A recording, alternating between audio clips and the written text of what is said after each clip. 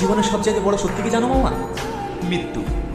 আর এই মৃত্যুকে দুনিয়ার মোহমায়া করে আমরা ভুলে যাই। তোমাদেরকে জোর করে না খেয়ে আমি অনাহার রাখতে পারবো, কিন্তু রোজা করাতে পারবো না। রোজা হয় নিয়াত। তোমাদের যদি মন থেকে রোজা করার ইচ্ছাই না থাকে, তাহলে আমি শত চেষ্টা করলেও তোমাদেরকে রোজা করাতে পারবো না। তবে আজকে যেহেতু রোজাটা রেখেছো, অন্তত আজকে রোজাটা ভেবো না। মামা চলে যাচ্ছেন যে, আমাদের কাছে নামাজ পড়ার জন্য ডাকবেন না? আসসালামু আলাইকুম। দাদা দাদা দাদা, তোমাদেরকে রোজা করার জন্য কিছু বলবো না। চলো টেপটা টেপে আসি। কিন্তু আমরা তো রোজায় না। তো কি হয়েছে? হেতুম করে নিয়ম আছে নাকি? রোজা না রাখলে রেপ্তে বসতে পাবো না? না মামা, আমরা যাবো না, আপনি যান। আরে আমি একটা দিচ্ছি আজকে। চলো তা।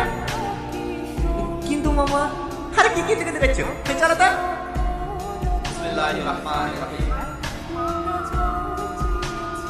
কি হলো, তোমরা খা।